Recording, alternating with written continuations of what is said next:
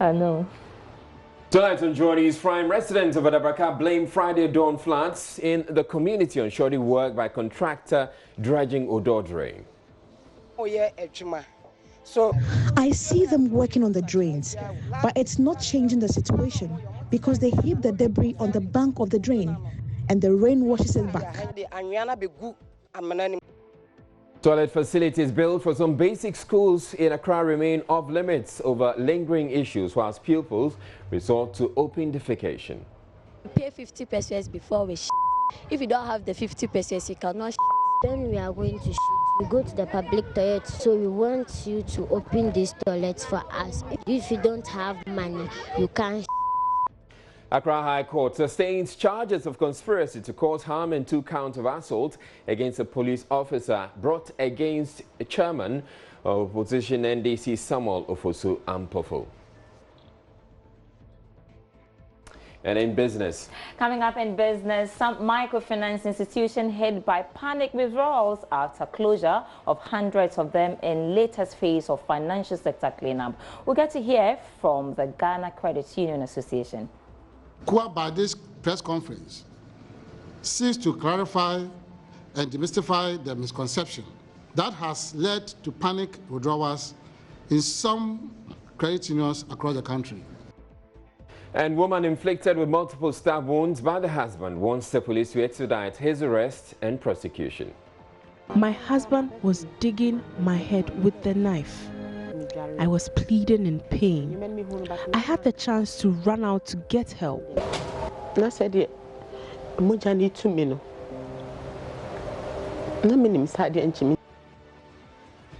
Mr. Rely. JoyNews Prime comes to you live from the JoyNews studio Kokomlimli here in Accra with digital address GA0992539. Stay tuned in.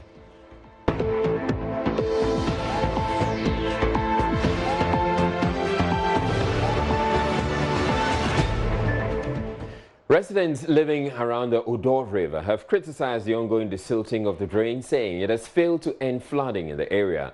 The dredging of the channel, which conveys Accra's wastewater into the sea, is supposed to have enabled an impeded flow of floodwaters. The residents, however, say they are having to contend with yet another incident of flooding following the Friday dawn downpour. They attribute to the failure of the contractor to cut silt taken from the riverbed. Nancy Emefaja-Dozie has more. Since the dredge masters came and started desilting this particular drain, they haven't seen any difference because, I mean, they thought that once the draining, the silting of the drain started, the floods would have, subsided or stopped. But the situation is still the same. They still have their things washed away by the floods. Let me speak to some other persons who live around it. But what's the area has say? Ghana Commercial Bank. Okay. Also, what difference? And also, what difference in terms of? Gota the bio mabe gota no hasi contact na ye gota na fi na obesele gota ni na nti insho no to ayan ko bio na insho no nyina asaba echi odu mi dem sisi ansho dem sisi a so ye dey na oda na jo na manda ana na jo the whole night manda sia na mi gina sa na adiachi weti me yi onyema afri me TV kra me yi koto obi storm wo we kanta so enya sa ansho no be say no Bear one look, insurance starts here, tomorrow them did The rain started, all my clothes were carried away. I don't understand why they keep the sand at the bank of the Odo. It renders the entire job useless. No matter go until soon to a better and run said the ensign to Mugum. No, you want more than a chair say. And when you said the more said Jumano. Remember that when we were close to the Odo drains, they complained about the fact that the whole place was flooded till it came to this part of the market. But this is evidence. If you can look here, this is a shop where they sell plastic chairs and all of that. This is even evidence. You'd see that the whole place is muddy. They tell us that the water level was actually very high, but the water has gone down. Even from this shop, you would see that there are marks. There are marks on the rubber, on the plastic. So you realize that this is the level at which the water got to. The level at which the water got to. Here, you can also see its evidence. That is to tell you that the water, the Odo drain was full to its capacity. Insoni de nenye kra area stores nye warehouse na kra mu area mu esese ye nema yendra kai kofa nema bioshe basket na kra area mu ese ye nema be. The water entered our shops and destroyed the goods we bought just yesterday.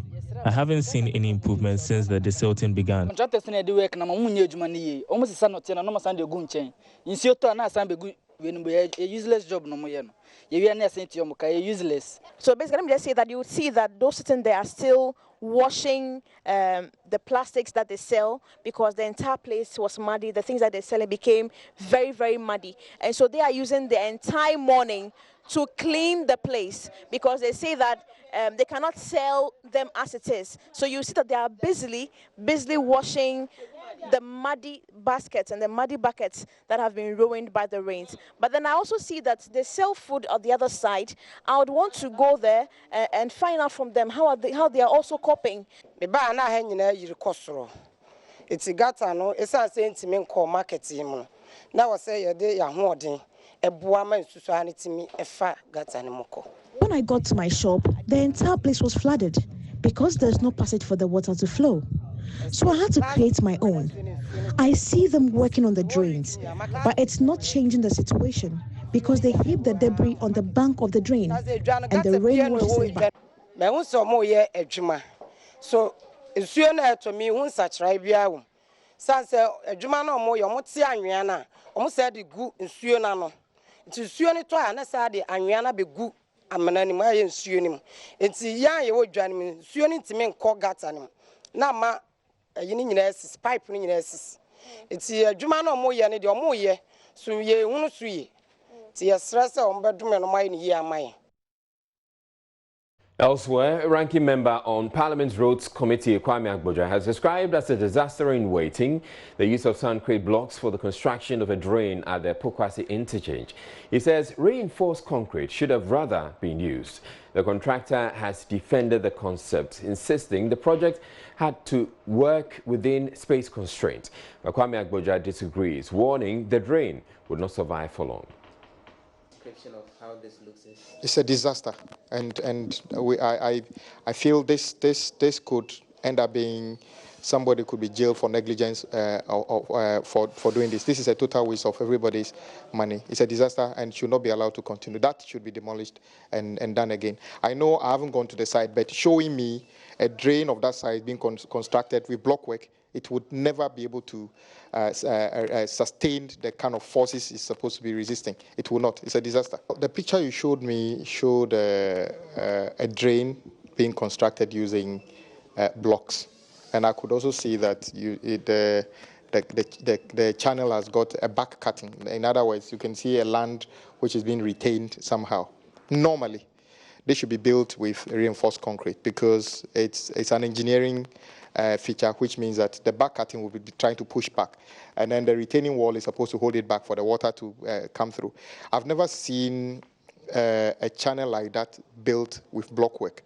I think this is a big anomaly, and I think I would have to contact the urban roads, who I suspect are the agencies responsible for this work. This should not be what it should be.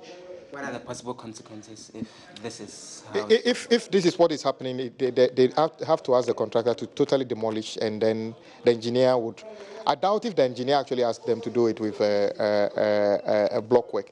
Though I don't have the full details of that, but just to look at the back of it and what is going on, it cannot be built with blockwork. It has to be a retaining wall built with reinforced concrete. And if it's allowed to stand as this, it will not last. It simply would mean just setting fire, piling money, and then setting fire to it. It will not perform.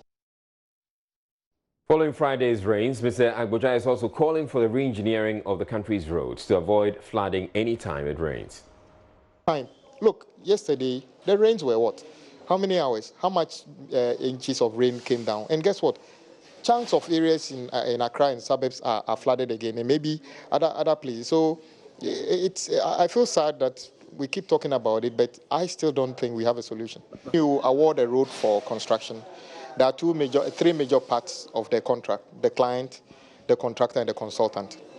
I recommended that for now, the road agencies should ensure that whoever is a consultant should take a professional indemnity insurance before they get a job. Because, you see, it's the consultant that supervises the construction. So whether the level, we call it the elevation of the road, was what it should be, whether that the culvert is the right size, another thing. It is the consultant that supervises it. When we begin to see the law catch one or two consultants in the sense that this box culvert is not suitable for this, the elevation of this road or the composition was not appropriate, yet you certify that public funds should be used to do it. Then we draw on your professional indemnity insurance from your insurance company to fix that part of the problem. Then I'm sure everybody will be careful the next time you go and supervise some work. But until that time, it appears that you can build a road, the following day is washed off, and everybody thinks, is there rain? But it rains everywhere in the world, or almost everywhere in the world. So there are things we can do, but unfortunately, it doesn't appear we are looking at the right thing. And anytime a contractor is blamed for not doing a good job, I say you are blaming the wrong person. Blame the consultant. So the roads are flooded, and unfortunately, I've said also that maybe the way we design our roads, the rainfall pattern has changed. Should we be considering a different composition of how roads are built, knowing that you are more or less going to dip this road in water? How does the components react to water so that we can deal with it? 2 years after a 10-seater toilet facility for the Kaneshi West cluster of schools was constructed, some pupils continue to urinate at a dump site on the school compound, while others, including teachers, are compelled to visit a public toilet outside the school. This is because the facility has not been handed over to the school. The lack of access to toilet facilities JoyNews is learning could seriously inconvenience candidates writing the upcoming basic education certificate examinations. Komla Dome has more. Two realities playing out at the Kaneshi West cluster of schools, a suburb in the Accra Metropolitan District. Reality check one. It is break time, and in the far right corner of a school compound, on a small refuse heap beside a waist-level wooden cordon, some school pupils are openly urinating. About 150 meters away from there stands a 10-seater toilet facility, which looks completed at least from a distance. It's been 2 years since this project started to offer students a decent enough place of convenience. But the reality is far from ideal.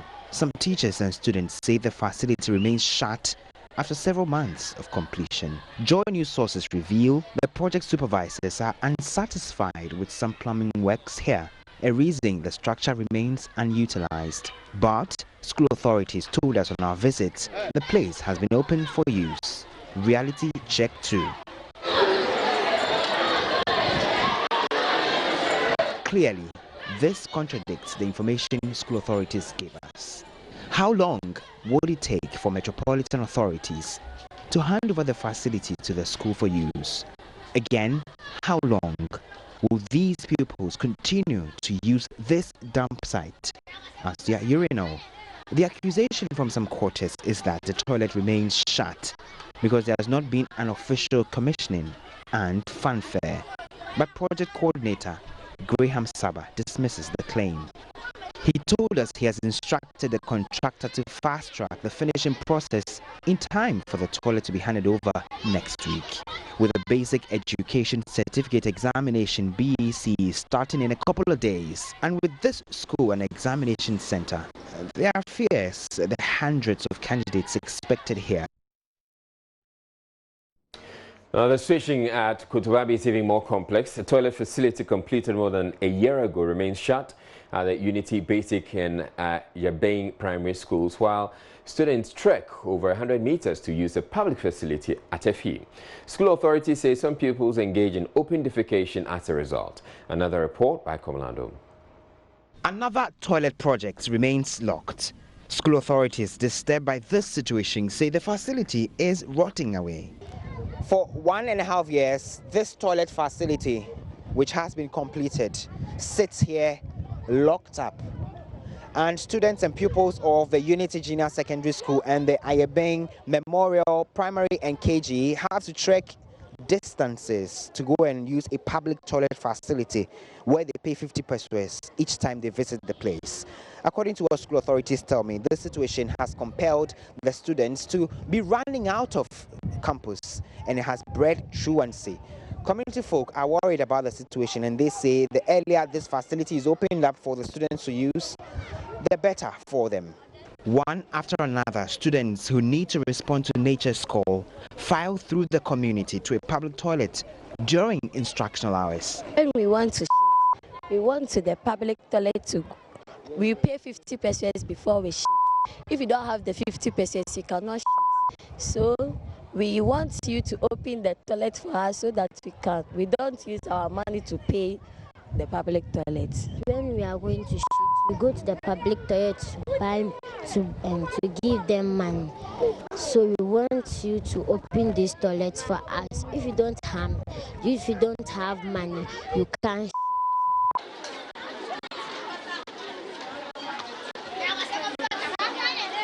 It's about a 120-meter journey from the school compound to where the pupils have been coming to, attend to nature's call here. The public toilets in my short is where students of the Jabing and the Unity School have to walk to use this facility because the one on the school compound is currently unusable. It's been locked. It has never been in operation for over 1.5 years. This is not only worrying. It is a situation that is giving school authorities sleepless nights. Community folk also invade the school premises, leaving a huge mess behind for pupils to clear up on a daily basis. This is the only public school in the Ayawaso North constituency, and as expected, the numbers are huge. We have about 1,000, getting 1,200 people in the class, in the school, both the primary and JHS. Before I got there, the place was like that, completed, and they promised they will commission it. Since then, we continue to put pressure for this key so that we can also get access to the place because the children have been going out. Formerly, they were urinating at the back of our building, the school building, which makes the whole place very stinky. The children have no choice than to go to town whenever they want to urinate or go to the toilet. Headmaster Solomon Adovo is worried the situation could get out of hand if authorities do not move in to open up this toilet for use. And even during class hours, you see them asking permission that they are going to their town. You can't prevent them. So this thing go a long way to affect academic work. We try every means to report to the authorities, the municipal, any officers that will come, the MPs, all to no avail up to now. The reason why the place is still lying there and the children continue to suffer and academic work is disrupted, we don't know. But really, what could be the reason why a completed toilet facility? Now, the coalition of NGOs in water and sanitation, CONOA, says President Akufo-Addo is most unlikely to achieve his objective of making Accra the cleanest city in Africa by the end of his term. Addressing a news conference in Accra, the coalition highlighted several issues it says will not make it possible. It says its independent assessment of the situation reveals not even the 200 million cedis the president promised to commit to the initiative has been released. John Claudel filed the following report for JoyNews. The commitment I want to make that within these 4 years, by the end of the 4 years of my term in office as president, Accra will be the cleanest city in Africa. Every day is sanitation day. I recognize, however, that the government cannot do it alone. Emphatic declarations from the president. Then came 11 guiding directives to improve Ghana's sanitation. Establishment of sanitation marshals and sanitation brigades were high on the list. The coalition of NGOs in water and sanitation, CONOAS, has been analyzing the guiding directives from the president. The verdict? But we believe that if the courts are established, if a day is set aside to hear sanitation cases, people will sit up and will begin to have the results. We want to call on the Minister for Sanitation and Water Resources and the Minister for Justice and the Attorney General to collaborate, work together as a matter of agency to ensure that this directive by the President is achieved.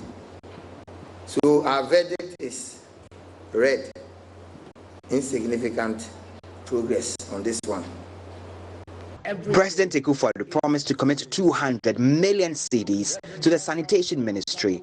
Unfortunately, Koniwas says the checks show the money has not been released yet. Koniwas wants government to scale up recycling of plastic or outrightly ban it. That is, if government is not willing to commit resources. 90% of all the waste we generate in this country, especially the plastic waste, is recyclable.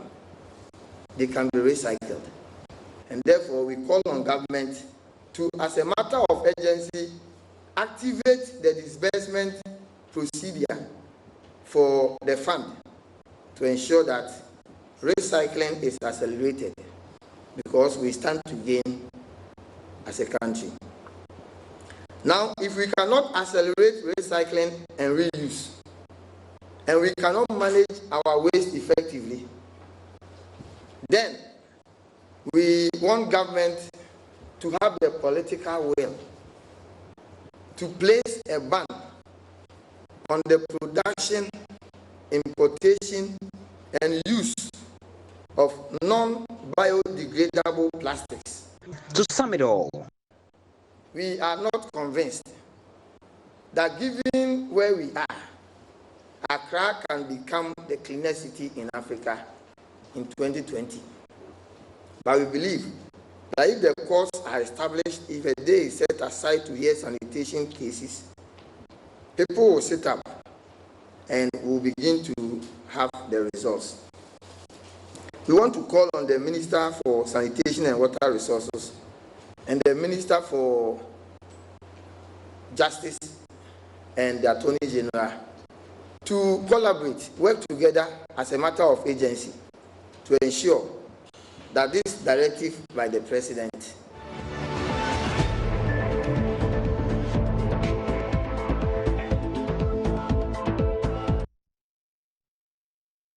And Accra High Court has sustained the charges of conspiracy to cause harm and 2 counts of assault on a public officer leveled against NDC National Chairman Samuel Ofosu-Ampofo by the Attorney General. His lawyers on May 27 urged the court to strike out the 2 counts of assault on a public officer, saying the AG did not provide particulars of the offence.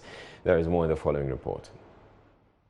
Mr. Ampofo was dragged to the High Court following the leak of an audio state prosecutors alleged to be a plot by the NDC leader to commit various crimes.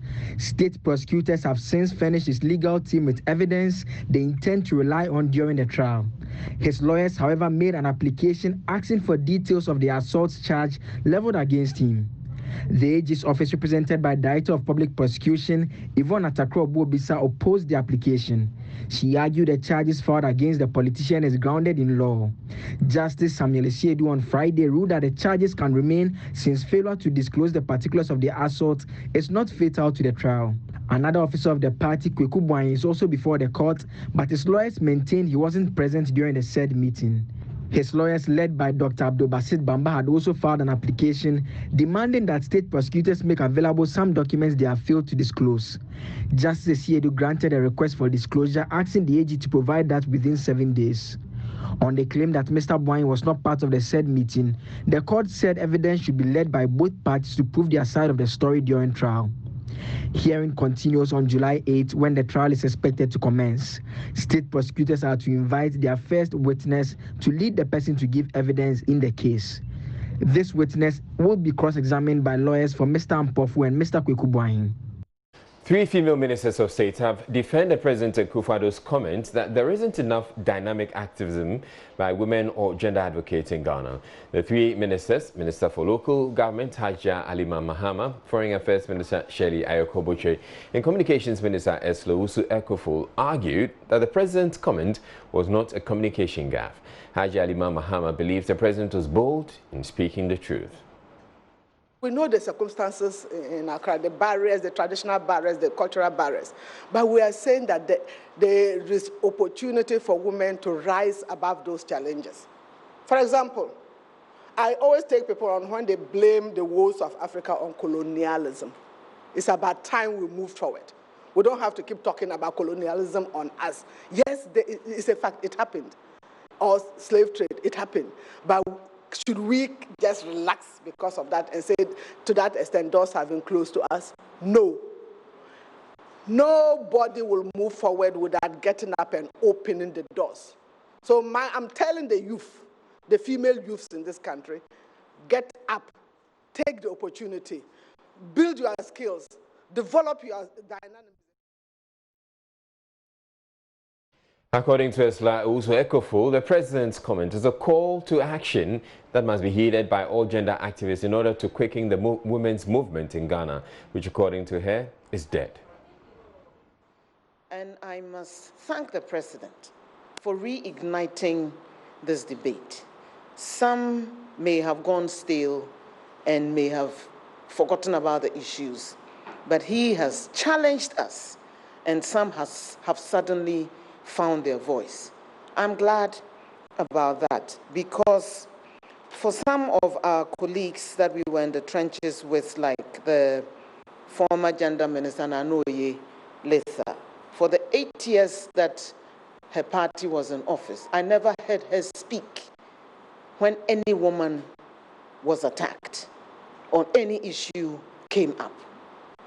On the contrary, I heard her join the line of people who lined up to sign the Free Muntie petition when the first female Chief Justice of this country was verbally assaulted and threatened with rape and all kinds of unmentionable things. And those who did that were rightly convicted. She joined the line of women who surprisingly signed a petition for those who perpetrated those acts to be freed, without saying a word in solidarity with the Chief Justice who had been attacked. Even when the judge, Supreme Court judge who sat on the case, who is now the current Chief Justice, was also attacked, they were all very quiet. I'm glad that thanks to Nana's provocative statement, they've suddenly found their voice. I will urge them to be consistent in the defense of the cause of women. And that is what would make them relevant in this. The Foreign Affairs Minister Shelia Ikoboche says it is unfortunate that some activists are desperately trying to score political points from this issue. We can decide to be ostriches and bury our heads in the sand and say that all is well and that we are doing all that we need to do to get our numbers up. But I tell you that if we do not act, if we are not fired up, government will put in all the policies, government will put in all the laws, and yet nothing will change.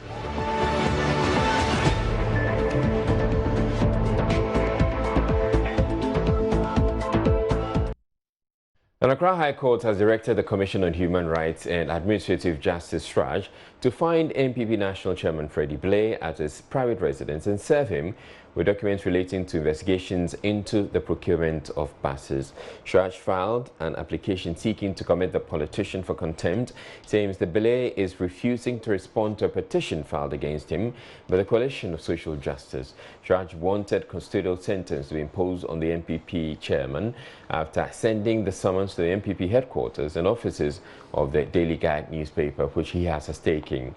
The court, presided over by Justice George Kumsing, however, directed Shraj attempt to reach Mr. Blay at his private residence. The case has been adjourned to June 25.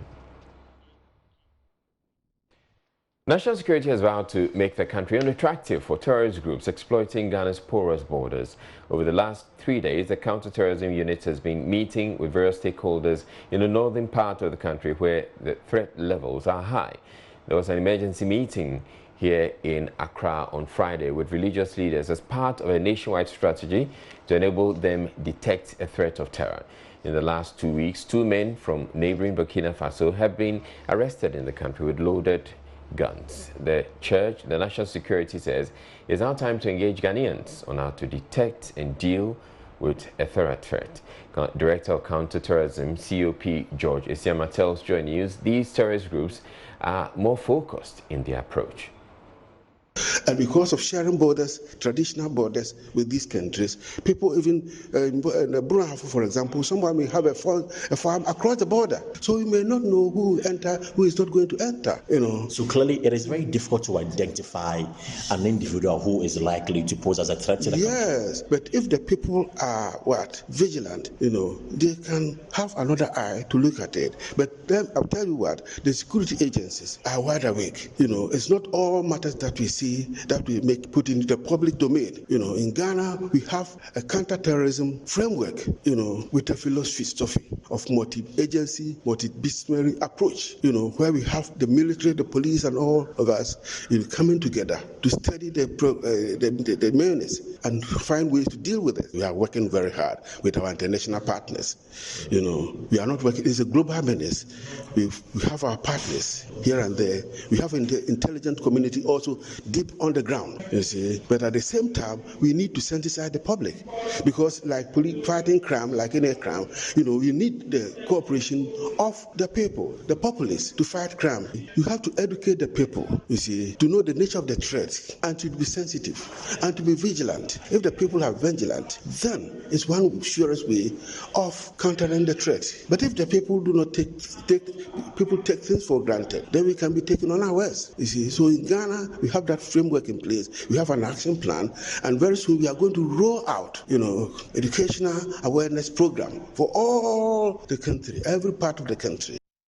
Meanwhile, the religious organizations say they have employed comprehensive strategies which will aid them to detect acts of terrorism. Some of them have been speaking with JoyNews.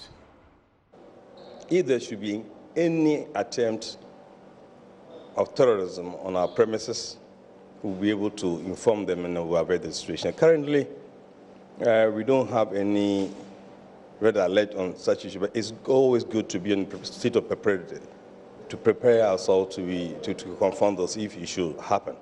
So this is what we went through, and it's kind of encouraging that we are taking these measures to give a sense of security and also make us also owners, not just as stakeholders, in tracking down and helping to avoid this situation should it happen. So would you say that this has allayed all your fears? I would say so, because the information are given us make us feel relaxed that they are on top of their job. However, they also need our support. That's what they told us. The fears that actually was in me before I came here, with the engagement and the discussions, my fears are gone.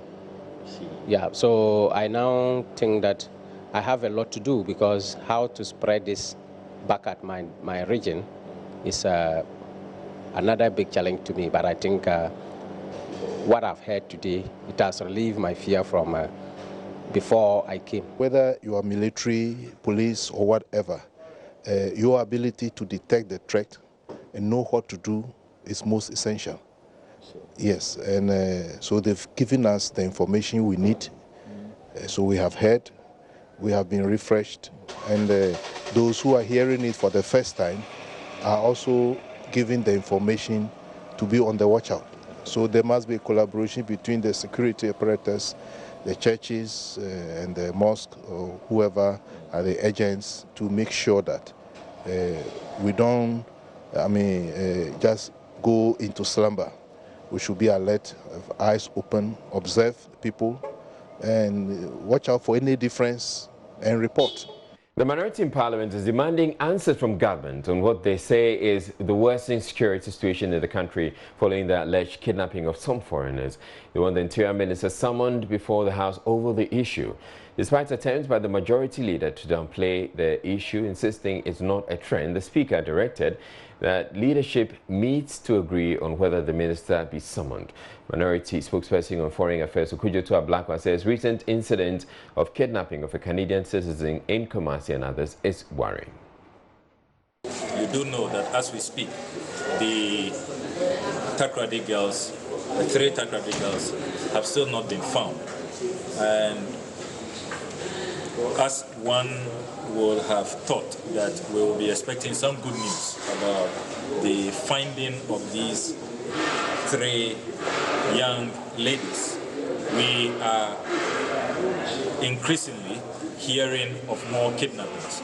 As we speak, 2 Canadians have been kidnapped in the Ashanti regional capital of Kumasi. This matter has gained international prominence. Sadly, we are in the news again for the wrong reasons. It is beginning to look like a new wave of crime which the perpetrators are carrying out with such bravado.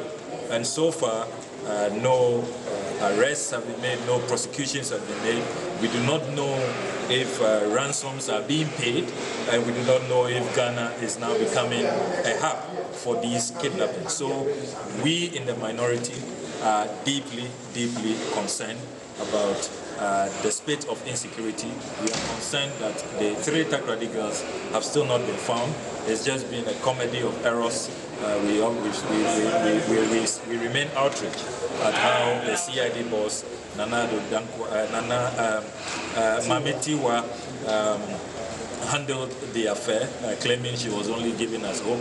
We now want to know facts. We want to appreciate exactly what is going on, because we all do not feel safe. Now, Parliament's Constitution and Legal Affairs Committee has laid before the House a report recommending more than 100 amendments to the Vigilantism and Related Offences Bill. The Attorney General Gloria Kufu was on the floor for the second reading of the bill. The notice is required to include the date of the formal disbandment and the names of past and present members of the disbanded political party Vigilante group. Mr. Speaker, failure to comply with the requirements of the notice is an offence under the bill, punishable by a term of imprisonment of not less than 5 years and not more than 15 years. The Minister is also required under the bill to publish in the Gazette a list of the disbanded political party vigilante groups within 3 months of the coming into force of the bill. The formation, organization, operation or activities of a political party vigilante group is prohibited under the bill.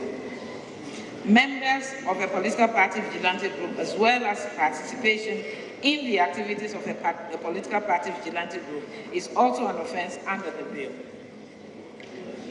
The bill further seeks to prohibit the funding of a political party vigilante group.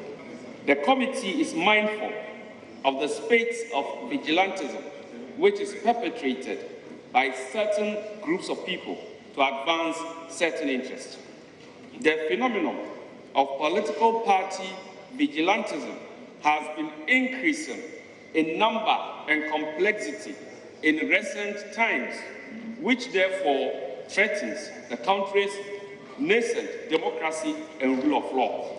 Mr. Speaker, the committee also notes the increasing use of land guards in some parts of the country and its attendant violence across the country.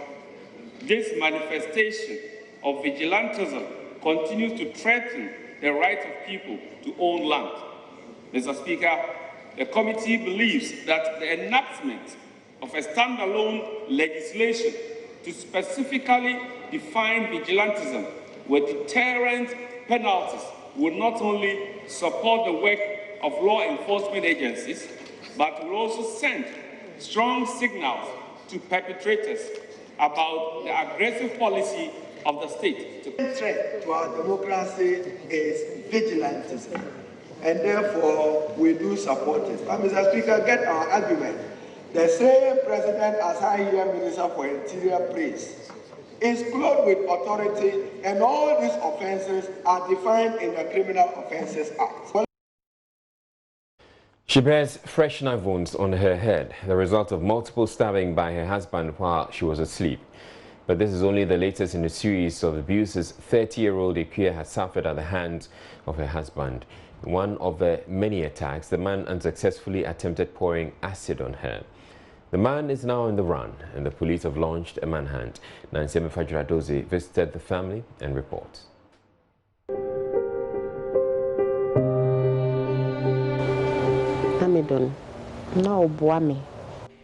Ikuya, as she wants to be called, expressing how she felt 13 years ago for her spouse, Prince Kofi Sapong. This was before the physical abuses started. She recalled the very first time she was beaten. He beat our 3-year-old boy, and I questioned him. Right when I carried the boy away, he pulled me to himself and started punching me. He burnt all my clothes after that. My face got swollen, leaving me with bloodshot eyes. Subsequently, she says the man on several attempts tried to kill her. While returning home from an all-night service, he was up there in a tree with acid. But God being so good, he fell from the tree with it, and it didn't spill on me.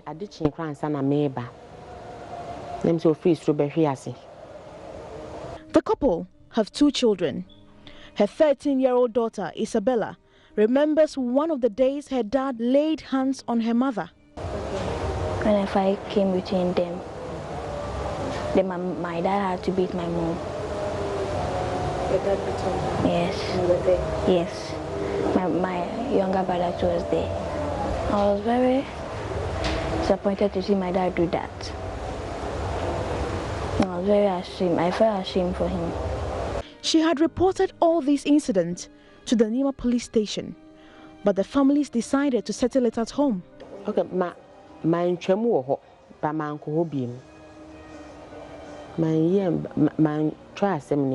I reported the previous incident at the Nima police station, but I never followed up because our family pleaded that it should be dealt with at home.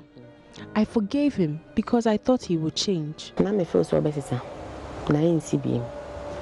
The latest assault happened on the 27th of May 2019, which almost resulted in her death. The husband inflicted knife wounds on her head while she was deep asleep at night. Last week Monday, last week Sunday, no. Mada, me who say wa meda e wo dem ho. Ti by 4 o'clock ahomachi no. Monday na obedai. Ti obedai na boy bi wo efia na obefre no say Kofi wo twen wo. Nti me se me kohwe adekora e twen no. Ti me ba na sister bi ti ha. Na me say sister wo ye de wa ha. No so Kofi abefa na free circle. Ene ne na be abeda. Ti wo so money ska na wonko. Ti o na ba ma dwum say me wo ska wo me bag nim. Na ma me nkofa ansa na wa fa de ati oba ne ka. Last week Sunday, he brought a prostitute to the house and stole 120 Ghana cedi from my bag to pay her. I couldn't fight him because I was scared. The next day, around midnight, I felt a sharp pain thrusting my skull. I placed my hand on my head and I felt another sharp pain. I got up immediately. My husband was digging my head with the knife. He then tried to strangle me.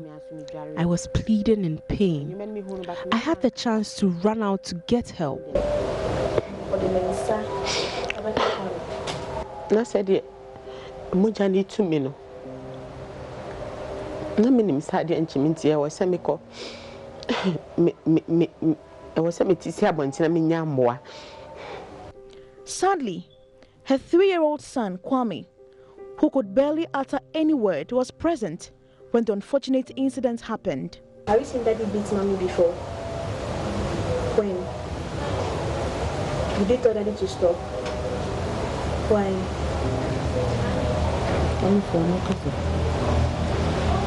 Were you afraid? You're afraid. The man is said to have escaped. His departure has left the mother and her 2 children in constant fear. I'm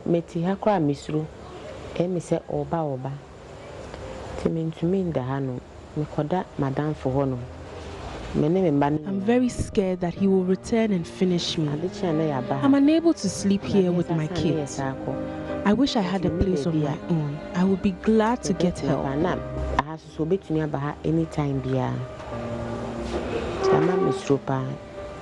This will be or more be obeying a boy, and manner. The love Accra felt for Prince Kofi Sapong 13 years ago has quickly faded. After years of abuse, there's just one thing Accra wants. I see at the time I'm a time.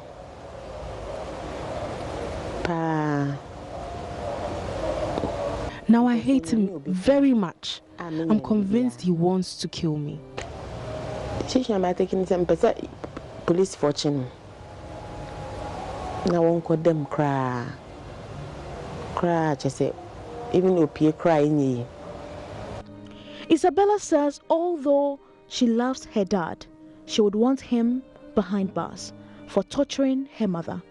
She thinks that is the only way to protect her. Everything will be alright when he's being arrested.